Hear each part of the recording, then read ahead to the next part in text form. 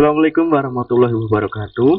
Bertemu lagi dengan Fabian ya. Kali ini kita kembali lagi belajar melalui daring ya. Oke. Kali ini Pak Guru akan mengajarkan yaitu pembelajaran bahasa Indonesia pada tema 7 subtema 3. Jadi perhatikan baik-baik ya anak-anak.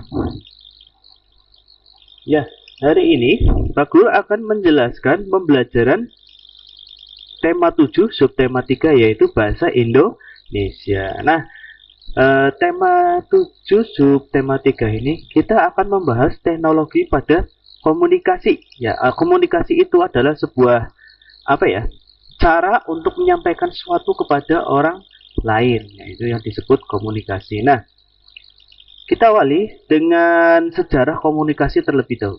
Komunikasi itu adalah cara penyampaian gagasan atau suatu hal antar manusia.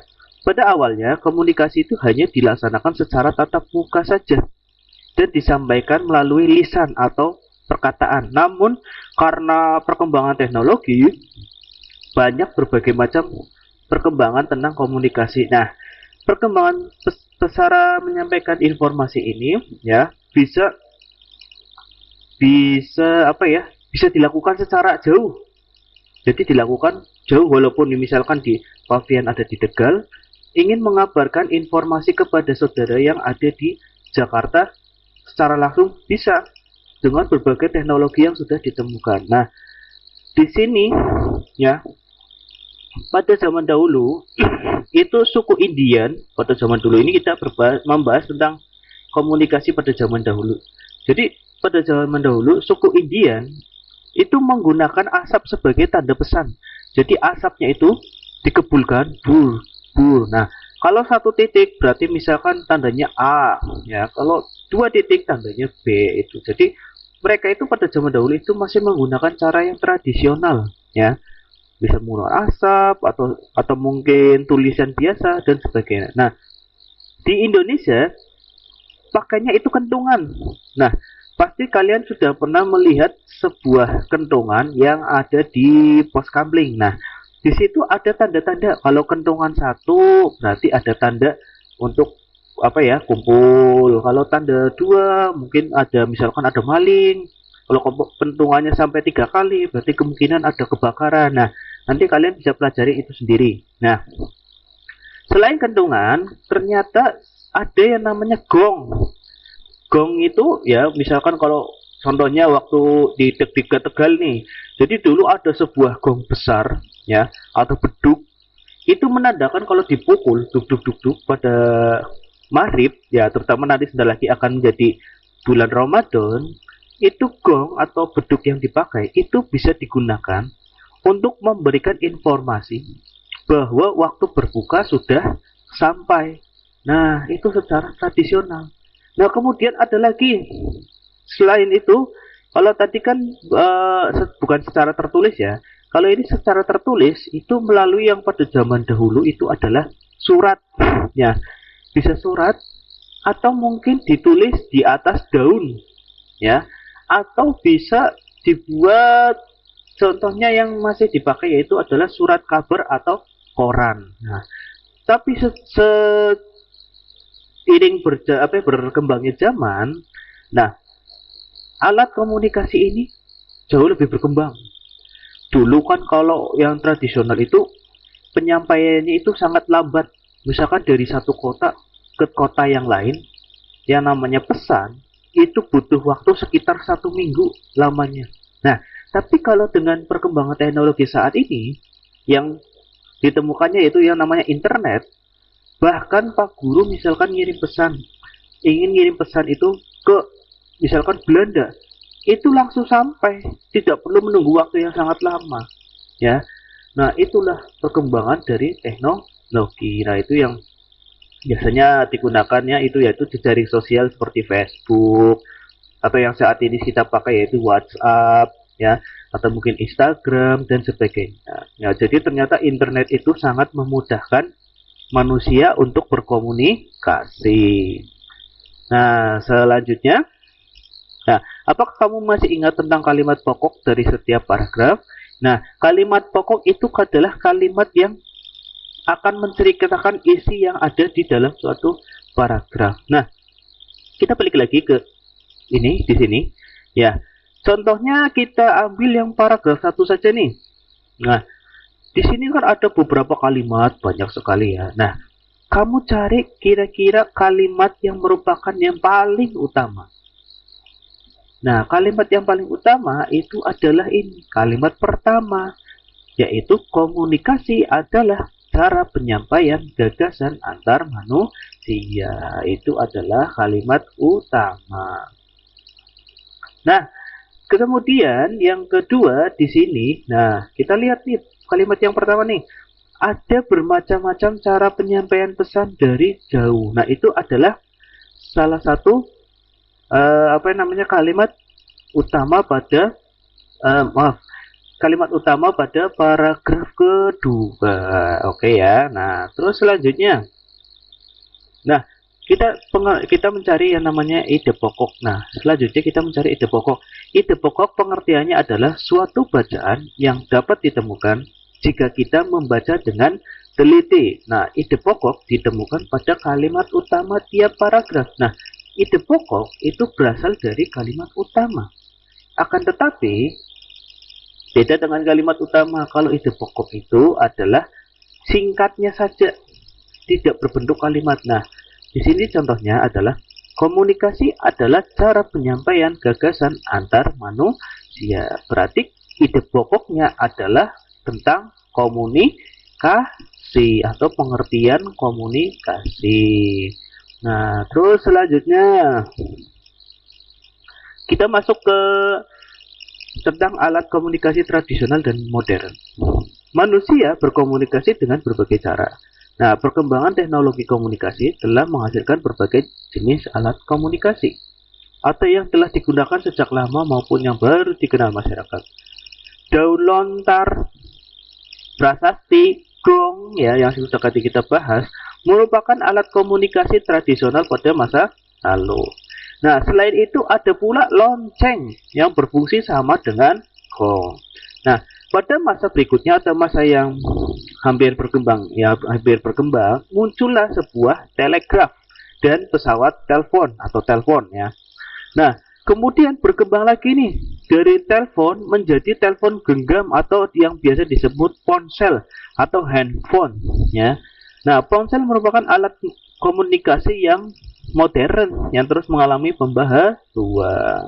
Nah, dari bacaan ini kita bisa bedakan mana sih alat komunikasi tradisional dan alat komunikasi modern. Ya, kita lihat nih, balik lagi ya. Yang namanya alat komunikasi tradisional itu contohnya adalah daun lontar, prasasti, gong, dan satu lagi adalah lonceng. Ya, berdasarkan bacaan ini.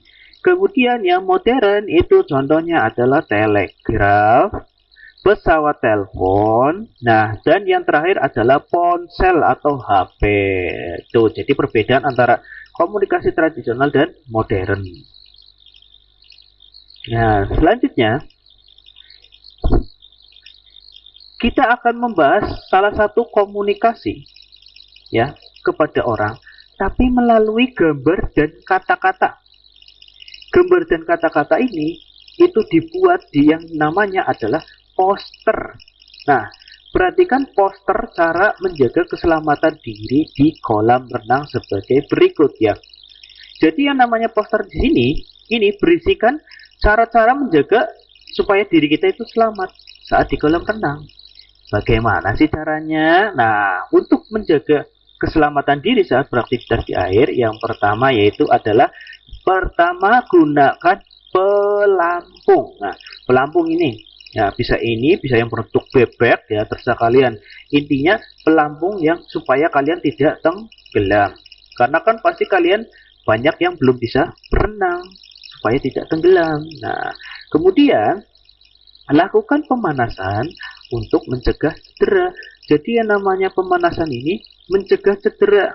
Contohnya yang sering terjadi kalau kalian lupa pemanasan, lupa gerak-gerak tubuh terlebih dahulu sebelum renang, itu nanti kaki kalian itu kram atau tidak bisa digerakkan.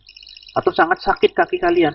Nah, itu sangat berbahaya kalau kalian sedang berenang, bisa menyebabkan kalian tenggelam.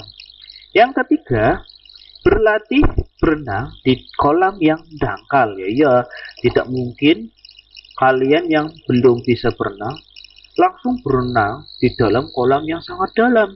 Itu sangat berbahaya. Bahkan yang sudah bisa berenang pun harus tetap hati-hati, ya. Yang keempat adalah tidak berenang sendiri dan pastikan ada yang mengawasi. Betul sekali. Yang namanya berenang itu harus diawasi. Karena kalau sampai kamu tenggelam, Pak, ada yang bisa membantu. Tentunya kalian pernah lihat kalau kalian ke kolam renang, pasti di pinggir-pinggir kolam itu ada orang yang menjaga supaya kalau ada orang yang tenggelam atau kram itu bisa ditolong. Itulah tadi poster ya. Ini di poster ini ada sebuah gambar-gambar yang tentang kolam renang ya. Dan di sini ada kata-kata supaya kita menjaga keselamatan diri saat berenang. Nah, yang terakhir yaitu tentang alat komunikasi masa kini. Nah, alat komunikasi ini masa kini itu sangat mudah menyampaikan pesan dan informasi, sangat cepat. Sekalipun jaraknya itu sangat jauh, antar benua, antar negara, ya. Nah, aplikasi penyampaian pesan merupakan salah satu alat komunikasi yang mudah digunakan. Nah, aplikasi tersebut contohnya adalah Facebook, WhatsApp, Messenger. Nah, itu bisa digunakan di dalam handphone atau tablet atau komputer. Nah, melalui aplikasi itu kita juga bisa melakukan percakapan atau telepon. Ya, bahkan ya, yang pertama kan pasti WhatsApp bisa untuk tulis. Kemudian ada pesan suara atau telepon. Yang terakhir itu yang sangat canggih yaitu video call. Ya, panggilan video. Jadi kita bisa bertatap muka. Misalkan Pak Guru ingin menelpon temannya Pak Fian yang ada di Jerman. Nah, Pak Guru bisa telepon video atau video call dan Pak Guru bisa melihat wajah temannya Pak Guru, termasuk juga temannya Pak Guru bisa melihat wajahnya Pak Fian. Nah, itulah tadi aplikasi yang terbaru yang saat ini ya. Nah, percakapannya itu bersifat pribadi. Jadi hanya Pak Guru dan temannya Pak Guru yang tahu. Orang lain itu nggak bisa. Yaitu yang namanya panggilan video. Nah, penggunaan aplikasi penyampaian pesan memiliki aturan khusus. Nah, biasanya ada peraturannya nih. Biasanya nih, aturannya secara umum, aplikasi itu harus digunakan pada orang yang usianya di atas 13 tahun nih. Nah, jadi sebetulnya kalau video call ya atau mungkin telepon itu yang diperbolehkan sebetulnya adalah orang atau anak yang berusia di atas 13 tahun. Lalu bagaimana yang usianya di bawah 13 tahun? Boleh, tapi harus didampingi orang tua supaya tidak terjadi hal yang tidak diinginkan. Ya, betul ya. Ya, berarti kan anak-anak ini deh. Jadi ini kalian mungkin sekarang sudah pinter, ada melalui Zoom atau mungkin WhatsApp ya, bisa, tapi perlu didampingi orang tua. Ya, itu saja anak-anak penjelasan dari Pak Guru hari ini mengenai pembelajaran bahasa Indonesia. Semoga kalian bisa memahami pembelajaran yang apa yang Pak Guru sampaikan ke kalian. Dan Pak Guru minta maaf apabila ada salah-salah kata atau hal yang kurang kalian mengerti. Ya, Pak Guru minta maaf dan Pak Guru akhiri pembelajaran hari ini. Assalamualaikum warahmatullahi wabarakatuh. Tetap semangat dan tetap jaga kesehatan. Bye.